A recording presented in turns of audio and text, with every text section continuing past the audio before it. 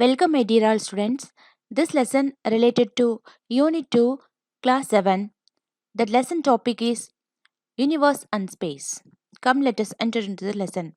After studying this lesson, you will be able to explain the beginning of universe, know about galaxies and its types, recognize different constellation in night sky, get information about the stars, distinguish between natural and artificial satellites, understand the functions of ISRO. ISRO, Indian Space Research and Organization. Start our lesson with a very good quotation given by Stephen Hawking. My goal is simple. It is a complete understanding of the universe, why it is as it is, and why it exists at all. What a beautiful quotation it is.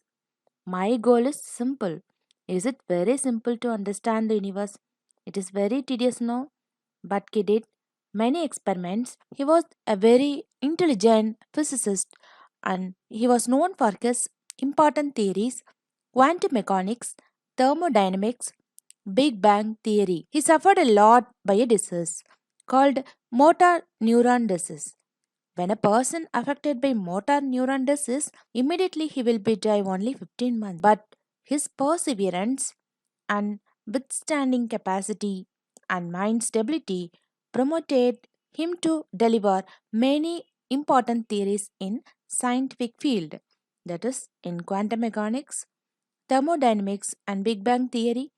Big bang theory is the one of the important theory. Stephen Hawking's known for his big bang theory. Starry night sky is a wonder which has fascinated human from time immemorial.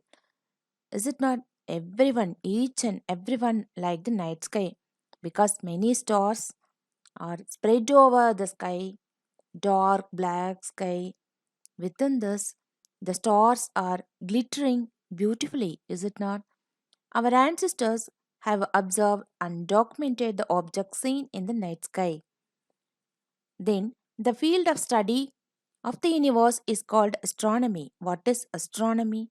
The field of study of the universe. Field of study of the universe is called astronomy. We know that there are billions and billions of stars. Will you be able to count the stars in the sky? No, never. None can do this. Although only about 2000 or so are visible to our naked eye. With our naked eye, only few stars are visible. Nearly 2000 stars are visible from the earth. Do you ever imagine the size of the earth? It is very, very big and it is unimaginable. Is it possible to measure the size of the earth? Even though it is not possible, but we can measure up to certain measurable distance. The universe consists of galaxies, planets, stars, meteoroids, satellites, and all other forms of matter and energy. And it is a world of wonder. And now let us move on to the geocentric theory. What is geocentric theory? Geo means earth. Earth is at the center, and all other celestial bodies are rotating around the earth. Earth as center, all other celestial bodies rotate around the earth. Is it true? You imagine an example. Just you are going in a bus, see around you, trees and mountains appear to move. Is it true? No, only you are moving from one place to another place, and the mountains and all other objects around you are stationary, but you are moving. In the same way, all other planets are revolving, but we are unable to sense the rotational directions and whether they are rotating or not in the sky. But sitting in the planet and we are observing other planets or satellite, our ancestors clearly stated some important truths. When we look at the night sky, certain objects are glittering and some are not glittering. Our ancestors observed all and listed glittering objects or stars and those not glittering or planets. Two important observations supported the idea that Earth was the center of the universe. First of all, from anywhere on the Earth, the Sun appears to revolve around the Earth once in a day, while the Moon and other planets have their own motions. They also appear to revolve around the Earth about once per day. Even the celestial objects are appeared to rise and set in the evening and make one complete rotation in a year. The secondly, The earth seems to be unmoving from the perspective of the earthbound observer. It feels stationary while standing in the earth. This is also the second case for supporting geocentric theory. The first case is that all the celestial objects are moving and rising and setting in the proper way. Secondly, man standing in the earth always feels earth is stationary. Previously, astronomers found two types of motion of the celestial objects. Now let us take the case of moon. We take moon and one can say that moon is going around the earth with a period of 1 day. But for a careful observer, it is clear that the moon was also exhibiting another motion. Okay, from evening to next morning, it is going around the earth once.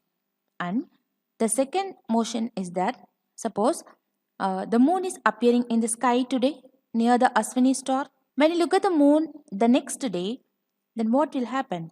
The moon is near the star Bharani. Bharani is the star near to east of Aswini, and next day it will appear near the star Kartihai. This is east to Bharani. Like that, after 27 days, moving little by little eastwards, the moon again stations itself near Aswini. So, once rotation we are getting now. Thus, every day, moon appears to move from east to west in 1 day, whereas it appears to go in a circle from west to east in the background of stars in about 27 days. Most of the astronomers questioning about this, how this happened, why it happened. Then very soon, some astronomers like Aryabhatta said that Earth is spinning on its axis. That is the cause of apparent daily motion from east to west, whereas the eastward motion of the moon in the celestial sphere with a period of about 27 days was seen as actual motion of the celestial objects. Okay. Throughout the world, same concept, that is Earth at the center of the universe, was accepted. And this model was put forth by Greek philosopher Plato and his disciple Aristotle in 6th century BC.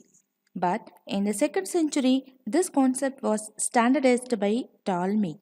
In India, same concept quoted in Aryabhatta Aryabhatiyam.